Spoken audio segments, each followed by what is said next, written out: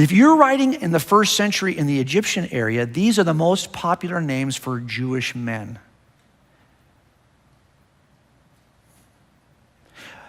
None of those are in only one, Joseph, pretty popular, in our New Testament accounts. But it turns out the most popular first names for men in the area of Palestine are these names, the names that appear in our Gospels. So it appears that the gospel authors at least know what people are called in the first century in the region in which they're writing. And that's why you don't have any names except for the big ones in the Gnostic Gospels, because they don't know what they were calling people over there. These are all false gospels.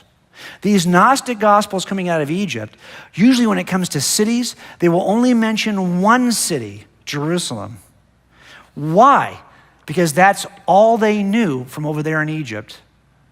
Yet the gospel authors writing in the region early knew all the names of the cities that were in the region early. Why did they know? Because they're writing them in the region early. This kind of simple thing confirms something for us. There's another way to go. What if I had another eyewitness, an ancient eyewitness that wasn't a Christian? What do the pagans, the non-Christians, say about Jesus in the years closest to the life of Jesus? Well, I'll tell you what we'll do. We'll look at a few of them and we'll write down what they're saying over here.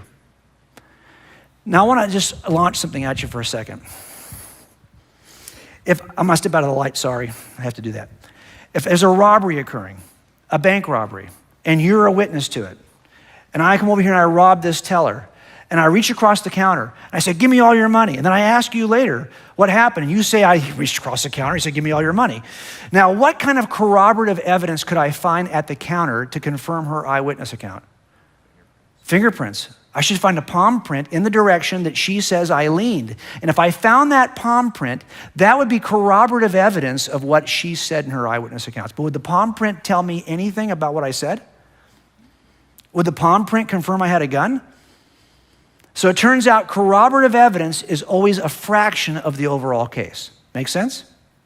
Now let's say I interviewed this suspect a week later. I said, dude, I know you were in that bank. I wasn't in that bank. I got videotape of you in the bank, stupid. Well, I was in the bank, but I wasn't doing a robbery. Really? I saw you walk over and write a demand note on the counter over here. That wasn't a demand note. That was a deposit slip. Okay.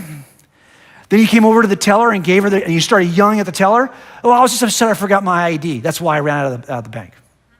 Now, has this guy confessed to doing a robbery at the bank? Has he? No. Am I going to use his statement, though, in court? Yeah. Why? Because he has backed into a set of, he's admitted he's in the bank at the time of the robbery, doing everything the other witnesses said were part of the robbery. He wants to re-describe it. He wants to call it something else. But he's given me a lot of facts that I'm going to use against him. Inadvertent statements that I'm going to use against him. Make sense? Something happens in the first century with these guys. They are not Christians. They don't believe it's true, but they back into certain claims that I'm going to write on this wall for you. Here's Thales, for example, in 52 AD. On the whole world, there pressed the most fearful darkness. This is at the point of the crucifixion. And the rocks were rent by an earthquake, and many places in Judea and other districts were thrown down. This darkness, Thales, in the third book of his history, calls, it appears to me without reason, an eclipse of the sun. So here we have a guy who's not a Christian, who's saying that that darkness that occurred at the resurrection, it wasn't supernatural, it was just an eclipse of the sun. But in order to back into that statement, he has to give us certain facts that he agrees are true. Apparently there's a guy named Jesus who was lived and then was crucified. And at his crucifixion, there was an earthquake and darkness. Now, it's not for why you Christians think it was, but he has to back into this. I'm in the bank, but I'm not doing a bank robbery. Do you see what he's doing here? So we know this about Jesus, even if we had no other evidence about Jesus, just from the statement of Thales. Tacitus does something similar. The historian who's not a Christian, who's talking about the destruction of Rome by Nero. He says that consequently, to get rid of the report, Nero fastened the guilt and inflicted the most exquisite tortures on a class hated for their abominations, called Christians by the populace. Christus, from whom the name had its origin, suffered the extreme penalty during the reign of Tiberius at the hands of one of our procurators, Pontius Pilatus, and a most mischievous superstition. What could that be? A mischievous superstition. Thus, checked for the moment, again broke out not only in Judea, the first source of evil, but even in Rome, where all things hideous and shameful from every part of the world find their center and become popular, kind of like Los Angeles. So the point is, he's going to offer that some things here that he thinks are true. He's not a Christian, not a believer, but he's confirmed certain facts.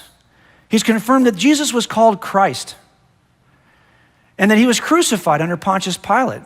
His followers persecuted. He's even confirmed something I won't go so far as to say. There is some kind of mischievous story out there. What could that be? The resurrection? We may have the very first non-Christian account of the resurrection, at least being reported here, that people were talking about this as early as 56, 60, 65 AD. Here's Bar-Serapion, who is a Syrian philosopher, writing to his son about three philosophers. And he talks about Socrates and about Pythagoras.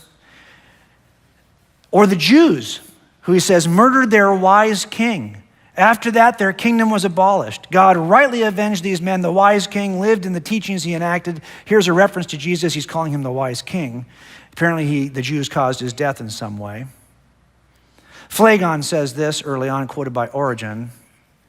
In the 13th or 14th book, he said in his Chronicles, not only ascribed to Jesus a knowledge of future events, but also testified that the result corresponded to his predictions. And Jesus, while alive, was of no assistance to himself, but that they arose after death and exhibited the marks of his punishment and showed how his hands had been pierced by nails. These guys don't believe this is true. They're just reporting what they're hearing from others.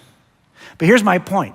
If you lost every piece of Christian literature ever written by anyone, and all you had were the remarks and reports of non-Christians in the first 100 years, here's what you'd know about Jesus. Not bad. It's touch point corroboration.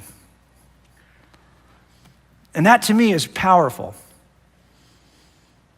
That's a lot of information. Make sense? So we test our eyewitnesses. And as I tested the eyewitnesses, I think as much as they could ever be verified, these are reliable. Let me just say this to you about that. If there were no miracle accounts in the Gospels, nobody would distrust them. No serious historian. If Jesus was just a guy who came and preached the Sermon on the Mount, and that's all he ever did, is preach the Sermon on the Mount, no serious historian would ever doubt the existence or validity of the gospel accounts. They are only doubted because they contain supernatural elements. How about this? Are they honest and accurate over time, or have they changed? Here's a guy who put to jail. He was also on one of our Dateline. I should put a Dateline preview up here for this case, but this guy killed his wife in 1981, and he told everybody that she ran off, abandoning their small children, 5 and 8 years old. And Carol, he said, just left, and everyone believed him. Even Carol's family believed him. We had no physical evidence because we believed him. In 1981, we took a missing persons report. We didn't work it till 1987. 6 years went by. When we finally decided this was a murder, we called the family and said, hey, she came home, right? Clearly you would have called us if she never came home. And they said, no, she never came home. What? You never called us?